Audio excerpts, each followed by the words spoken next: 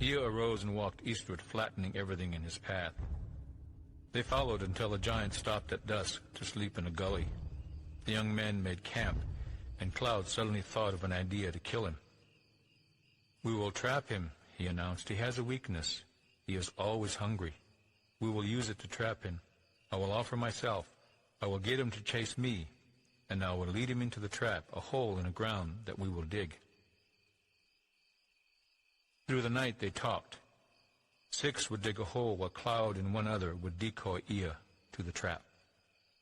The place for the trap was a dry creek where the ground was sand and easy to dig. They made stone axes. The digging started when Cloud and Yellowhawk left to find the giant. They would keep him decoyed. When the signal fire was lit, they would know the trap was ready. Then they would lead him to it. They found him easily, for Ea never bathed and could be located at great distances when the wind was right. The others dug and dug. Dirt piled up on each side of the trench as they dug deeper and deeper. Days and nights passed. The diggers worked without rest. Out on the prairie, Ea set out with long strides. Cloud and Yellowhawk ran to keep pace. All went well until Ea spotted them. With a yell of surprise and anger, he stumbled after them. The ground shook. Ea's feet were like boulders crashing to the earth, yet they were able to stay away from him. It was a dangerous game, and Cloud and Yellowhawk grew tired because they could not rest. Back to the west, the trench was growing deeper and deeper. The others worked their fingers bloody. The thought of their women inside the ugly giant's stomach was enough to make them work harder. The trench was as deep as 5 men standing on top of one another. It was finished. It was time to signal Cloud and Yellowhawk. The diggers gathered driftwood and dried brush to cover the trench. Then another pile of wood was set on fire. Cloud and Yellowhawk saw the fire in the distance. The others had finished the trap. Now Cloud would have to lead the giant. He prayed and made offerings, and went after the angry and dangerous Ea. It was easy to get him to follow, but to stay alive, Cloud had to keep out of the giant's long reach. The chase continued through the day, and Cloud was tiring. He led Ea across the prairie and toward the trench.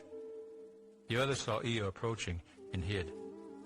If Ea fell into the trench, they had to collapse the mounds of earth into the hole. Closer Ea came, looming larger and larger. They saw a man running before him. It was Cloud, stumbling badly. Soaked in sweat, he ran only on sheer willpower. He fell many times and fought mightily to stand and push on. On a grassy slope, Cloud lost his footing and slid. Ea's hand came down like a falling tree. Cloud rolled and barely avoided being flattened. But he had no more strength. He was too exhausted to be afraid. He had given everything he had and could do no more. Closing his eyes, he waited for Ea to crush the life out of him. But somewhere deep inside, he found a pebble of strength, one last spark of hope to save Plum and the other women.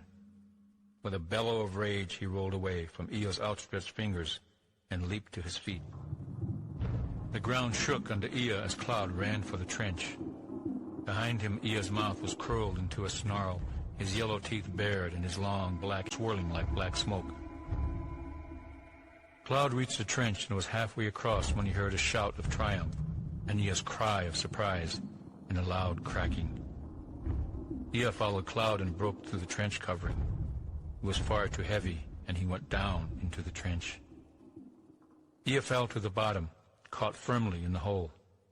Dust billowed upward as he struggled, filling the air with his deafening yells of rage. The others collapsed the dirt down into the trench. Ea's yells turned to whimpers. His arm reached up, one hand clawed at the edge of the hole, but he could not free himself. Ea struggled with all his might, coughing as dirt covered his head. His struggles weakened, and he coughed no more. A silence fell over the land. All the young men stood gaping at the dead giant. Somehow, they had defeated it. Cloud jumped into the trench and sliced open Ea's stomach. Foul air and a green-yellow slime leaked out. He reached in and pulled out the body of a girl more dead than alive. With a yell, the other young men jumped into the pit as Cloud enlarged the opening and found more bodies. All the young women and girls were barely alive. The young men pulled them out of the giant's stomach and took them to the nearby stream. In its cool waters they were gently revived and cleaned. The young men filled in the hole to cover Iya's body, and the dirt piled higher and higher until it became a long ridge.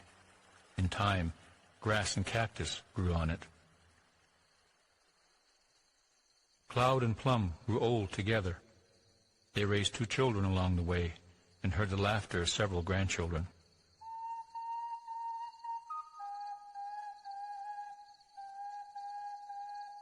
On stormy summer nights, Plum would gather her grandchildren and tell them the story of a terrible, ugly giant. The little ones would ask Grandma Plum if giants were real, and she would only smile. It was so long ago, that summer of many storms, in the days before the coming of horses. Plum, Cloud, and the others live only in stories now. The same is true of Iya. But there is a long ridge covered with grass and cactus running east to west along a highway. Many people drive by it every day. To most, it is only a long hill. A few of us, though, still remember the story of how Iya was defeated. We know that ridge is his grave, but in our hearts we think of it more as something built by love, courage, and perseverance, and by giants.